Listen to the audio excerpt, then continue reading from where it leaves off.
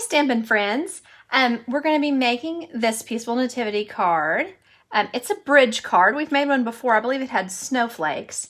And this one uses the Nativity. It has the little palm trees, and then it also has this pretty felted vellum paper on it. So when we get started, I think the first thing that we'll do,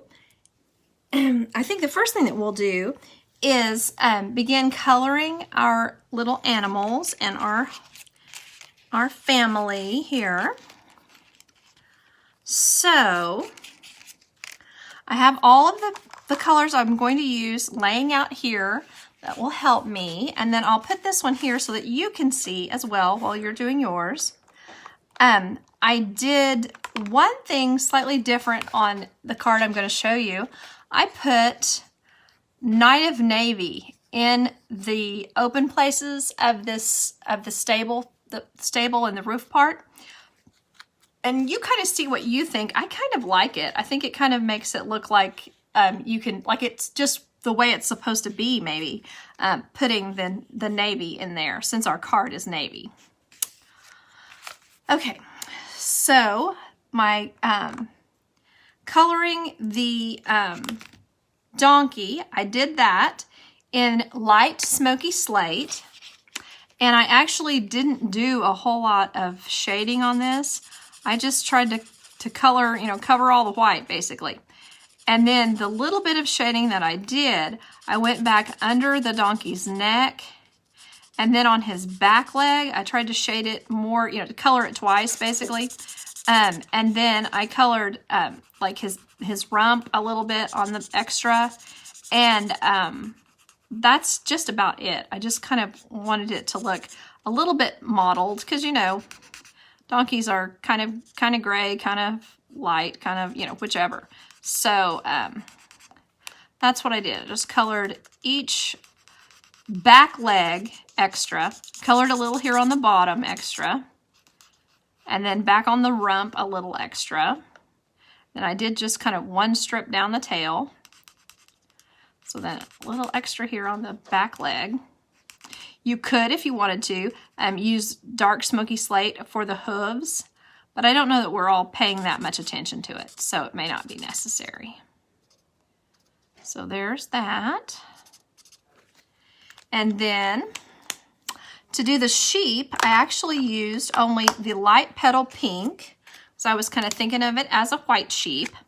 So I just added a little color kind of all over, just kind of splotchy, and then down each leg just a little. And I didn't really want it to cover very well. Just kind of giving it a little color, like it has a little bit of dirt on it. It's not completely white, that kind of thing. All right, so then on Mary, I used first the light balmy blue, and I went over, well, I guess I should do the faces first. For that, I used, let me find it. So see it? Yes, light crumb cake. Colored the skin. I think that's a good color because it's not, it's not whitey white, but it's still where you can see their faces. So here we are. All right. Then back to this light balmy blue. I just want to, when you go around the hay, you want to kind of go back and forth so that it doesn't, so that you don't accidentally color on the hay as you're doing it. So just kind of something to consider. I always use the blunt end so that I don't, because I like to color back and forth, and if you do that, you need to always use the blunt end because you can't damage the blunt end nearly as easily as the brush tip end. Now that I've done that, I just want to add a little bit of the dark balmy blue as soon as I find it. No, actually, I guess I used light seaside spray. That may not be what I used. We'll see. I just want to add a little bit of shadow here and there. So just to make it a little darker in certain folds and in certain places, just so that you can sort of see a little bit of more contrast. So like I wanted to definitely put it in the folds inside the sleeves because that would be a place that would be darker because of no light being there. Okay. So then I used dark soft suede for the hair. I don't know if you can even see in there like that. I used just a little bit of dark soft suede and just kind of just to put some highlights or lowlights in. And then I went back with the light soft suede and, you know, made sure that it didn't look speckled. So kind of like that, just to give it a little contrast. There we go. You can play with that till you get it just how you want it. Okay, and then, oh, I forgot some of the blue. Put blue here.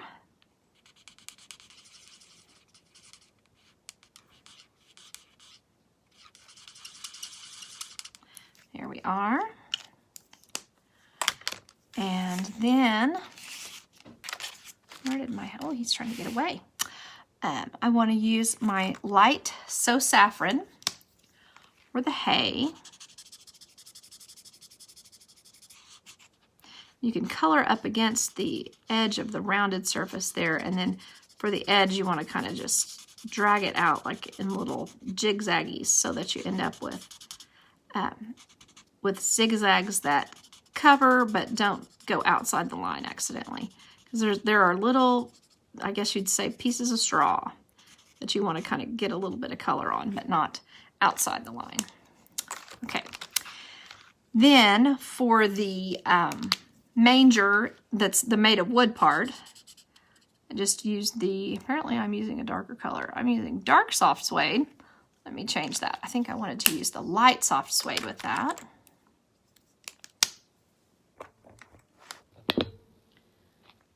There we are.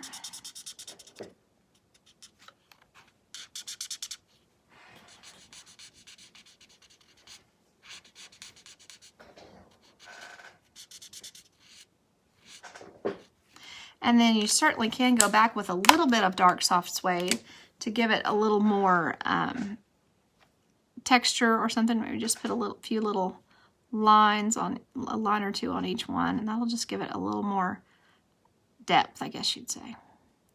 Okay, now that I've done that, I want to use the light soft suede again, and I'll probably on this, it would probably be a good idea to use the brush end so that you can stay inside the lines pretty closely on the staff. And then after that, I use dark Blackberry Bliss.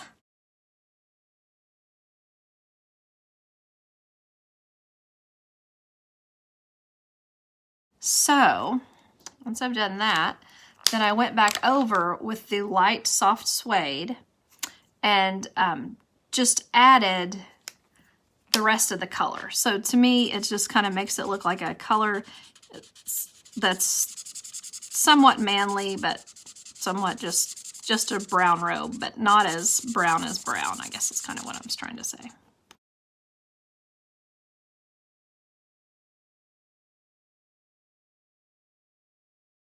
Just kind of going for good coverage here. And of course you could use pencils or anything else that you want to use for coloring, but I just kind of prefer the blends right now. They're so easy and they look nice and vibrant and rich. Okay. So now that that is done, I'm ready to work on my palm trees. So for the palm trees, I just used, I guess it probably would be easier if I showed you the way I colored first, which is just as if it were a palm tree like this, and then you just, you know, like when you're kind of fake drawing a palm tree, or like when you were a little kid drawing a palm tree, and you just drew a line for the middle and just went like that. So it just kind of makes it have a little more texture to it. And then we won't see that when we cover it up with the Pear Pizzazz, or with the light. I call it Pear Pizzazz, but it's really just light Old Olive blend. Just wrong end again. All right, so then I'm just coloring over this just to kind of blend it out.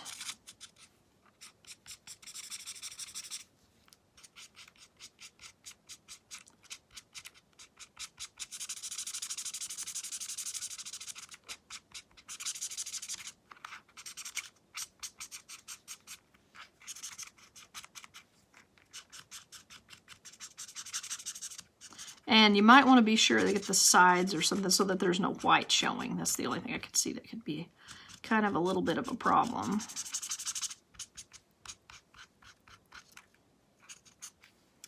There we are.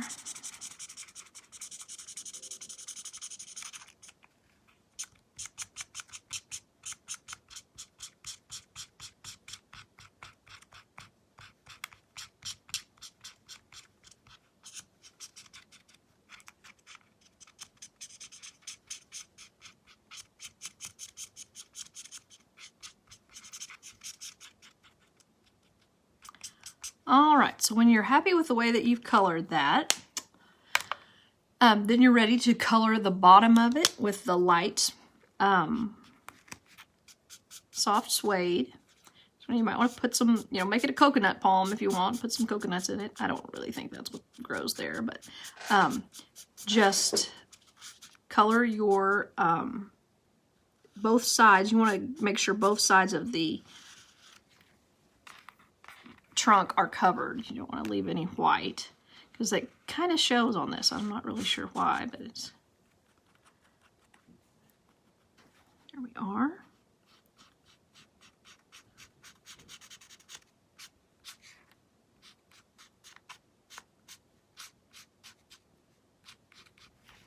Okay, so then we've covered that, we've done that and that. And then I cut out my star with out of gold foil. And then you can either, I gave two choices on this because it's what's in it. Is I used the ornate frames to cut this out. And I used Rejoice, which would look great there also. Or For Unto Us a Child is Born, just whichever one you wanted to use. And then the base for our bridge card is like this. And what it is a piece of cardstock that is 4 inches. I guess I should prove it here. Is 4 inches this way and 8 inches long. And it's scored at 1 1/4 and 2 1/2.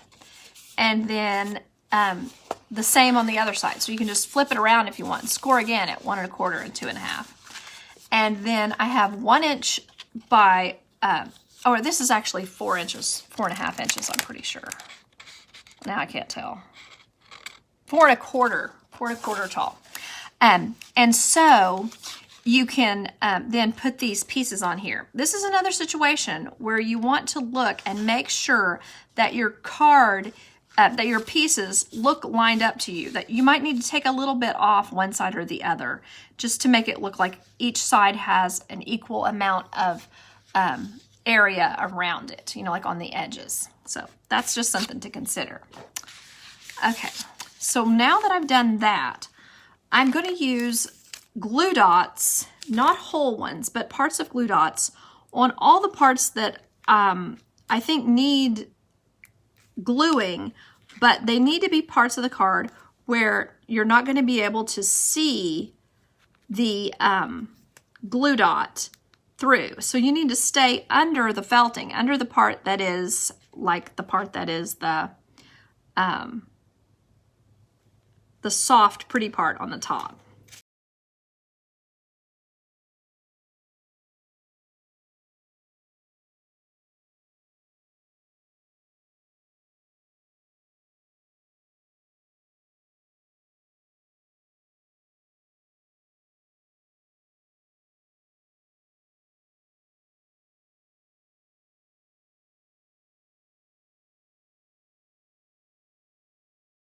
All right,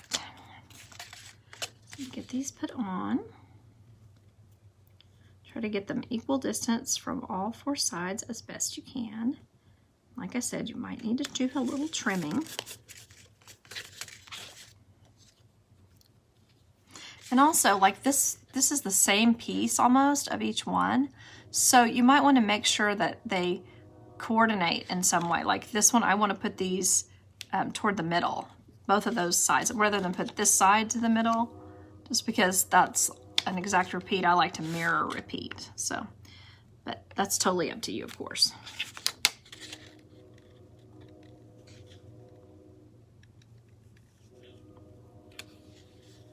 Okay, now it just occurred to me, I don't know if I reminded you how this goes into a card. It fits into a normal sized card very easily.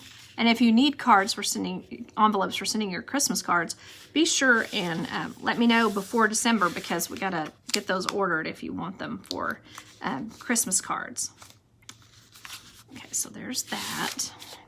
So what this you can do, you can just slide it like that, or you can slide it like that, and that's how it fits into a card, because it just bends so nicely.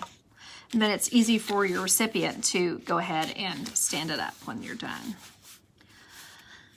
Okay, so now that I've got that, I am ready to work on my, let's see here. Now what I did was I just had a piece of craft paper, or crumb cake as we call it, and I just cut it to where it was about 1.5 inches wide, maybe an inch and a quarter, anyway. And then I tore it like this. And then for me, I like to get rid of the part, I like to put this to the back and leave this in the front. So the next thing that you're going to be doing is just putting some adhesive. Now you don't want to go any further than the paper is, because you'll have a mess. So be careful not to go too far in on your crumb cake layer. But then you're ready to just line these up. I'll have to get them where I can see there. On the edge, and then line this one up on this edge. So there's another thing you can do if yours are too small or big at the top and bottom. You can use this to just cover it up. That'll be no problem. Okay, so there's that. Then we're ready to add our star, which I would use a whole glue dot for that because it will cover it up. And sometimes I have a little bit of problem with these starting to try to move. And so you want to try to get this in the center, of course. And you want to make sure that it doesn't move very much. So there. Might even look at it after, after it's been sitting, let it sit for a couple of hours, and then make sure that it hasn't twisted on you from the glue dot. Okay, so I used the small dimensionals to get my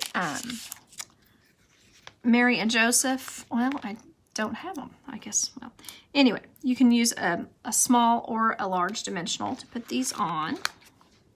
I would put one on each one so that they'll be fairly even. And then you just want to line it up so that it looks kind of like they're on the edge of the ground. Maybe not exactly on the ground, but then when you close it, it'll be kind of like they're on the ground. So see how that kind of looks. So like that. And then you're ready to add the rest of the things to your card. So what I did was put a glue dot on both the top piece up here on each side, and then I put one down at the bottom. You could also use green glue, but I'm not very good at controlling it, so I like to just put a glue dot because I know that it's not going anywhere then. So what I did was it doesn't matter which one you put on which side, but they are different. So you want to, consider which way you want your palm trees to be curving. And, it may even matter when you color them, make sure that you've colored the right side that you want showing. So there's that. And then you might want to put one up a little higher than the other one just for looks.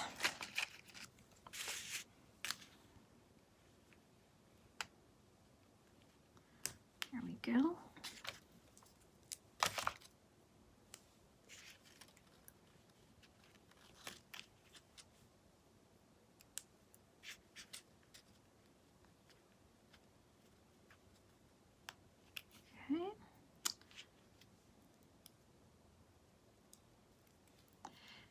And then we just add this here.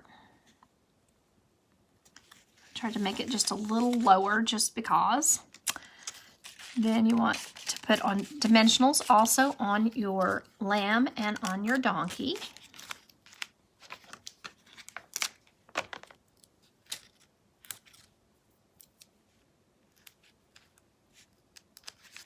And I put my lamb facing in and my donkey facing in, so I put them on this side and that side, but you know, you can do it however you want to.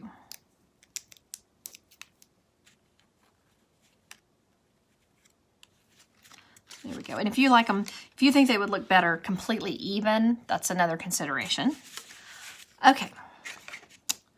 So then over here, I've got a ribbon that I'm going to use for the sentiment, but I might want to go ahead and add my stable front or top to this, because I just realized that I should have probably done it before my trees. So what you want to do is just put a glue dot on the bottom of those and on each side. So I just split them in half, and I put half on each side because you don't want these going in very far. You don't want them to stick to the back of the card when it is closed. Again, you know, being careful so that when it's this way, it won't actually stick to anything. It'll only be stuck to the side, to the very side. So you want to push it out to the edge. Yeah. And sort of the same down here as well. You want to keep it down low enough that it doesn't get stuck to the other part of the card, to the blue part of the card. We want to stick it to the white and the brown, to the white and the crumb cake. Okay. So then tuck this little guy under here, and then here. Let's see if we can get this. That, and like that. So then you just want to check underneath and make sure that these are stuck down nicely so that you don't have to worry about it being a problem later. So like just give it a good squeeze when you get it where you want it.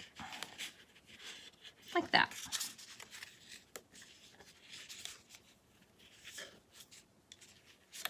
Oops, I kind of got that a little sideways. So you also need to check that things are plumb. Haha. That you want it to look like it's completely straight on the sides. You don't want to accidentally get them like I just did. You want to keep it nice and straight. Okay, so now I'm ready to add my sentiment. And it looks like I've misplaced my For Unto Us a Child is Born. So I'm happy to use Rejoice. That is cute also. And on this one, I did just stick it down flat. I did not pop it up on dimensionals. So I just kind of stuck it right there like that. Just want to get it straight across the bottom. That's all that really matters. And then, you know, kind of close from side to side, but I don't think you'll notice too much of the side to side, whether it's straight or not.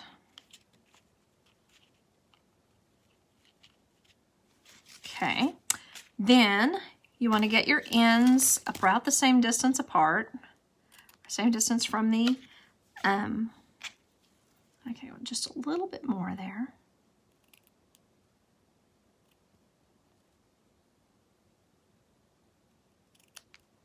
There we go.